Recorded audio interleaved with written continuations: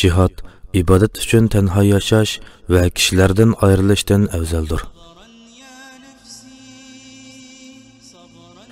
Abu Said Xudri radhiyallohu anhu mundaq deydi. Rasululloh sallallohu alayhi va sallamning qishig'a bir kishi kelib, kishilarning eng afzali kim deb so'radi. Rasululloh sallallohu alayhi va sallam Alloh yo'lida o'z jini va mili bilan jihad qilgan kishi deb javob berdi. U kishi uningdan qolsichu deb so'radi. Rasululloh sallallohu alayhi va sallam boshqalarga ziynim yetmasin deb tog' jilg'ilardan birida Allohga ibodat qilgan mu'min kishi deb javob berdi. Abu Hurayra radhiyallohu anhu mundaq deydi. Rasululloh sallallohu alayhi va sallamning sahobalaridan bir kishi tatliq suv eqib turgan buloq bar bir jilg'idan o'tayotganda buloq suyining suzukligi u kishini jalb qildi. U kishi ko'ngilda men kishilardan ayrilib mushu jilg'ida turib ibodat qilsam qandoq bo'lar? Lekin shundaqdimi Rasululloh sallallohu alayhi va sallamning ruxsatisiz hargiz undaq qilmayman deb o'ylab bu maqsadini Rasululloh sallallohu alayhi va sallamga aytdi. Rasululloh sallallohu alayhi va sallam undaq qilmagan. Sizlarning biringlarning Alloh yo'lida jihad qilishi o'z uyida 70 yil namoz o'qigandan afzaldir. Ajiba Allohning gunohinglarni mag'firat qilib jannatga kirgizishni xohlamamsizlar? Alloh yo'lida urush qilinglar.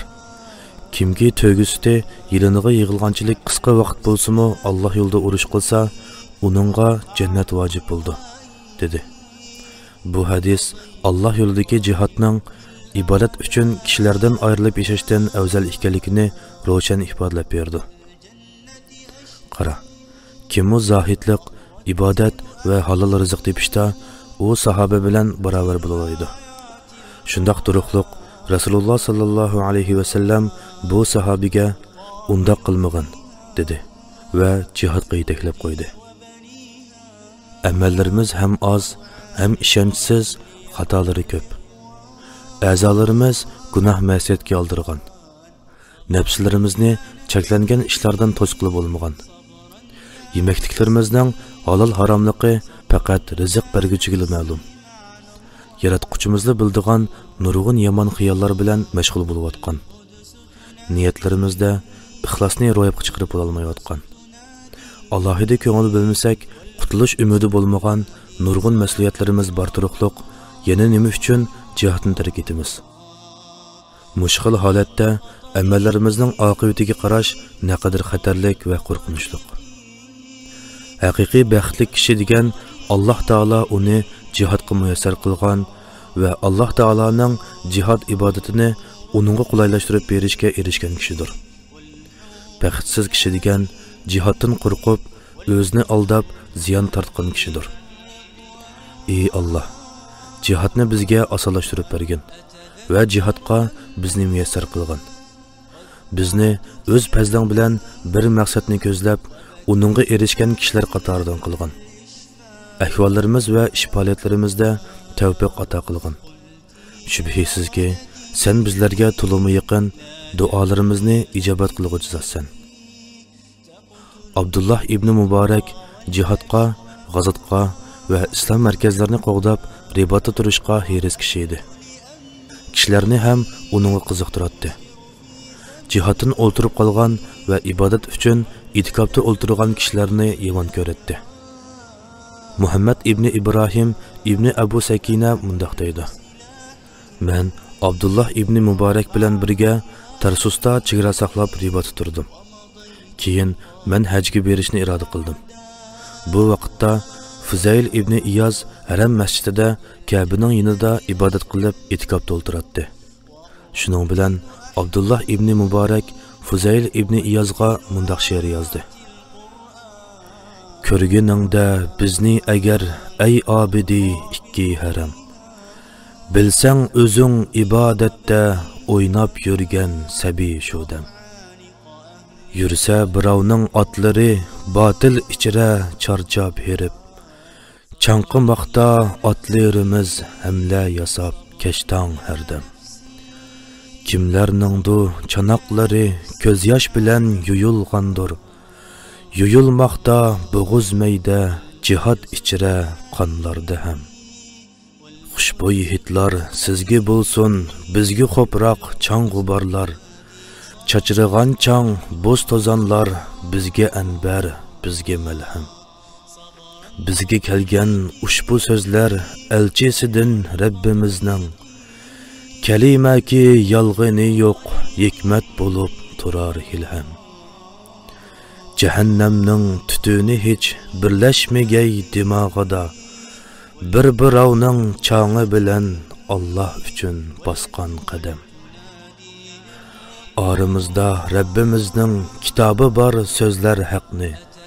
Şehit hergiz ölmeydu deb, yoktur xavib, yoktur hiç gam.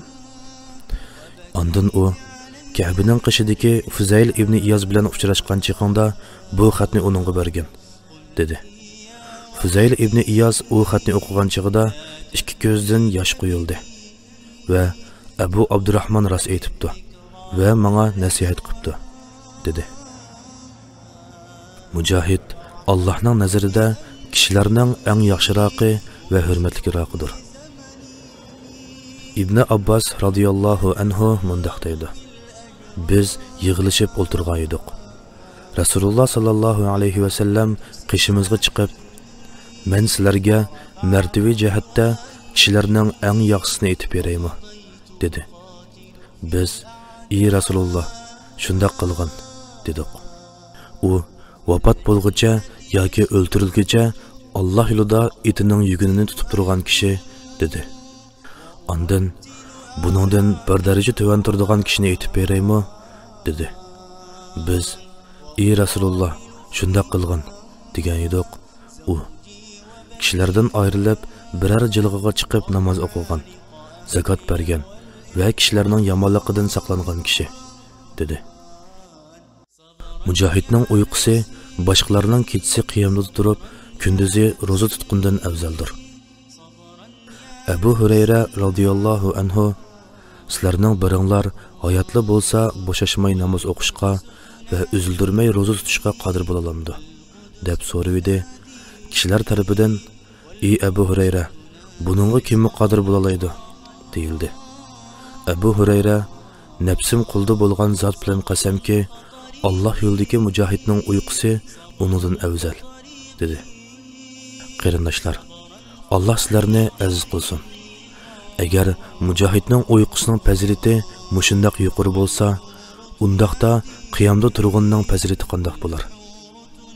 Ularning g'ofillarning martabasi mushundaq yuqori bo'lsa, amal qilguvchilarning martabasi qandoq bo'lar? Ularning kichik amallarining savobi mushundaq yuqori bo'lsa, undaqda cho'ng amallarning savobi qandoq bo'lar? Bu haqiqatan o'p-o'choq fazilatdir. Fazilatga oldirg'uchilar mana shuning qoldirsin. Ojizlik qilib kechiktirganlar yosh to'ksin. Hayotini jihodning g'ayri bilan zoya qilib, behuda o'tkazayotganlar o'tgan umriga qayg'ursin. Ey Alloh, nijotlikning sabablarini bizga ko'rsatgin hamda uni bizlarga oson qilib bergin. Bizga yordaming va rahmating bilan qarag'in. Ömrümüz behuda o'tib ketdi. Sen haqiqatan her narsaga qodirsan. Abu Hurayra radıyallahu anhudan rivoyat qilindiki, Rasululloh sallallohu alayhi va sallam mundaq degan: Alloh yo'lidagi mujahidning misoli, Alloh o'z yo'lida jihad qilgan kishini eng yaxshi bilguchidir. Qiyomda turg'uchi, ro'za tutquchi, Allohga bo'ysunguchi, ruku qilguchi va sajda qilguchidir.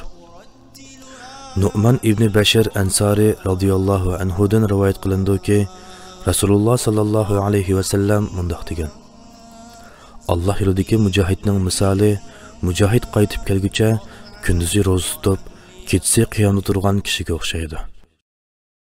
Bu ummatning sayohati jihoddir.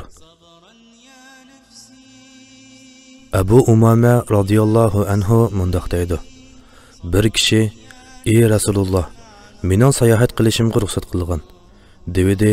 Rasululloh sallallohu alayhi va sallam mundaq dedi: "Ummatimning sayohati Alloh taolaning yo'lida jihad qilishdir." Sayohat deganda boshqalardan ayrilib zaminda sayr qilish va asara atiqlarga ibrat ko'zi bilan qarash deb tushundiganligi hammaga ayon. Lekin Rasululloh sallallohu alayhi va sallam sayohatni Alloh yo'lidagi jihad deb atadi. Chunki jihad Allohga bo'lgan iymonini barcha narsalarning oldiga qo'ygan va Allohning va'dalarini tasdiqlagan holda ko'z oldidagi reallikdan haqiqiy iborat qilinguchi tarafga otlanishdir. U o'z nafsiga insof ko'zi bilan qarab, ixtiloflar bilan to'lgan bu dunyoni tark etib, o'z jinini buyuk xaridor Allohga taslim qilishdir. O'z nafsini poklab mangan kishi bilan o'z nafsini halok qilish uchun tirishayotgan kishi orasida katta farq bor. Mujohid haqiqatan ishonchi bilan sayohat qiluvchidir va o'z nafsini eng buyuk foydaga setish bilan katta nijotlikka erishguchidir. Jihad islomning cho'qqisidir. Muaz ibn Jabal radhiyallohu anhu mundoq deydi: Biz payg'ambar sallallohu alayhi va sallam bilan Tabuk g'azotida birga edik. Payg'ambar sallallohu alayhi va sallam: "Men sana ishning beshi, to'riki va cho'qqisini aytib beraymi?" dedi. Men: "Buludu ey Rasululloh" dedim. Rasululloh sallallohu alayhi va sallam: "Ishning beshi islomdir, to'riki namozdir va cho'qqisi jihoddir" dedi. İslam haqiqatan ishning beshidir. Chunki musulmonning har qanday amalining durust va qabul bo'lishi faqat uning islomining bo'lishiga bog'liqdir. Agar bosh yo'qolsa, amallar xuddi boshsiz o'lik jasadga o'xshab qolgandek, qiyomat kuni islomi bo'lmagan kishilarning amallari ham chang to'zon kabi bekor bo'lib ketadi. Namoz dinning to'rikidir. U haqiqatan chedirning to'rikiga o'xshaydi. Xuddi chedirdan avval uning to'rikini tiklab olganimizdek, qiyomat kuni bandadan birinchi bo'lib hisob ilinadigan amal namozdir. Jihad to'ygi lokisining uchiga o'xshatildi. Chunki to'ygining lokisi uning eng ustun a'zosi bo'lganligi uchun boshqa a'zolari uningga tenglasholmagandek, islomdagi amallardan hech biri ham jihadga barobar kelolmaydi. Rasululloh sallallohu alayhi va sallamdan Alloh yo'lidagi jihadga barobar keladigan amaldan so'ralganda, "Men undaq amalni bilmayman" deb javob bergan. Rasululloh sallallohu alayhi va sallamning islomni to'yga o'xshatishi shuning uchunki, to'yga insonni mindirib, uni xohlagan yerga bordi. Shuningdek, islommo dunyo safiridagi musulmonni uning avvalgi vatani bo'lgan jannatga yetkazdi. Rasululloh sallallohu alayhi va sallam islom kalimasini to'ygining beshiga o'xshatdi. Chunki to'ygining beshi silash va ko'rish mumkin bo'lgandek, ikki shahodat kalimasini aytib islomga kirish har qanday kishiga mumkin bo'ldi. Jihad to'ygi lokisining eng ustiga o'xshatildi. Chunki to'ygini setilish uchun puli bo'lgan kishi va egiz kishi ondan to'ygining ustiga yetalaydi. Shuningdek, jihadga ham mu'minlarning ishidagi oldida mang'uchilar va mollarni sarf qilishdagi eng afzallari yetalaydi. Rasululloh sallallohu alayhi va sallamning jihadni to'ygining lokisining eng ustiga o'xshatishida, to'ygi lokisining ustiga yetalgan kishi uning hamma a'zosini egallagan bo'ldi. Hamda u to'ygining lokisida o'ltirib, to'ygini boshqardi. Shuningdek, Alloh taolo jihadni rizq qilib bergan kishi islomdagi barliq fazilatli amallarga erishgan bo'ldi. Mujohidning uyqusi, safari, sadiqasi, qiyinchiligi, g'arg'unligi, ussuzligi, ochligi va har bir harakatida ajri bordir. Mujohid o'z uyidan chiqib qaytguncha yoki shahid bo'lguncha Allohning kafolati, yordami va hidoyatida bo'ldi. Alloh taolo mundoq deydi: والذين جاهدوا فينا لنهدينهم سبلنا وإن الله لمع المحسنين. Biz uchun kurash qilganlarni albatta yo'limizga yetaklaymiz. Allah haqiqatan yaxshi ish qiluvchilar bilan birgadir. Sufyan ibn Uyayna mundoq deydi: Agar sen qachoniki kishilarning ixtiloflashganligini ko'rsang, mujohid va islom chegaralarini qo'llab turuvchi murabbiylarni lozim tutqin. Chunki Alloh taolo ular haqida لنهدينهم سبلنا albatta yo'limizga yetaklaymiz degan.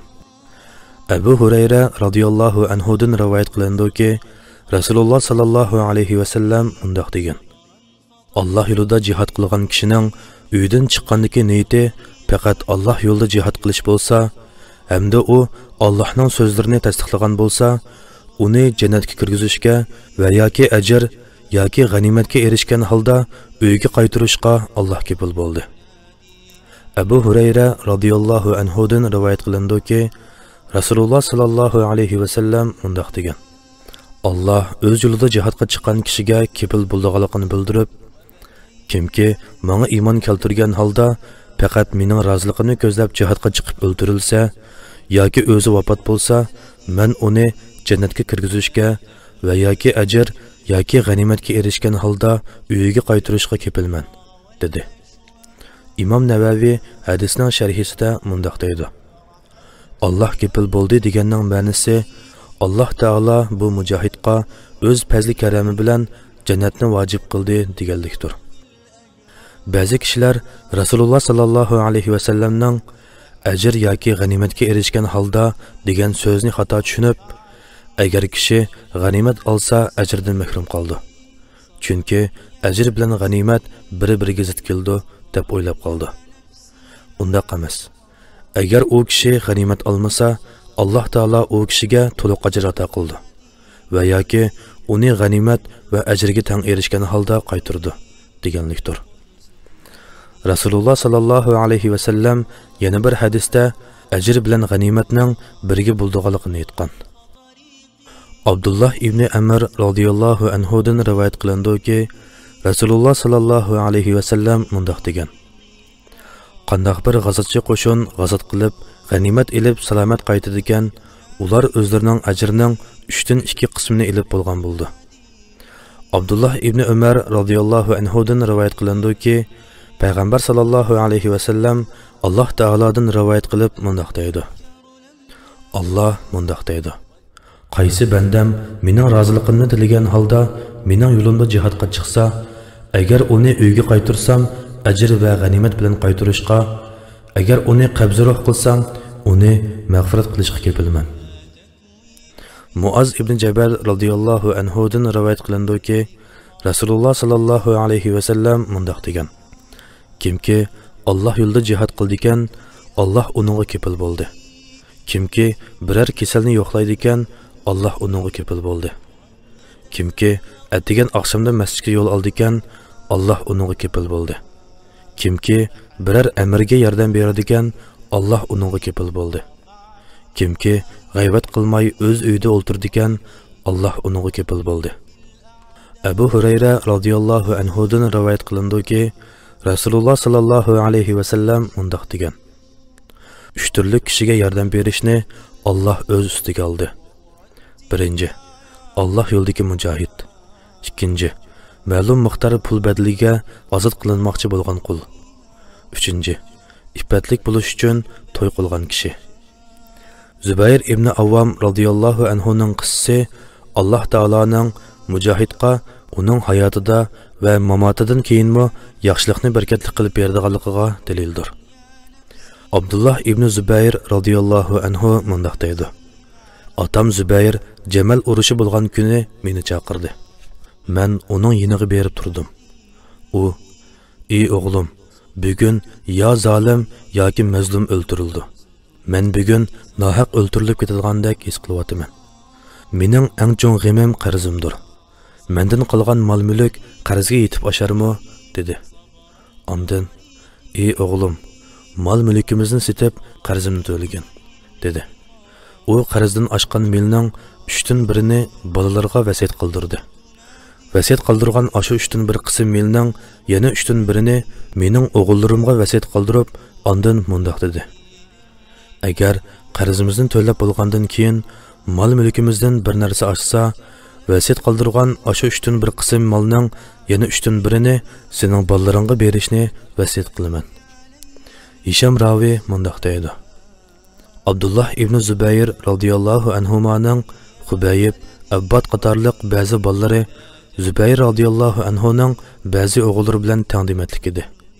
Shu vaqtda Zubayr radiyallohu anhuning 9 o'g'li va 9 qizi bor edi.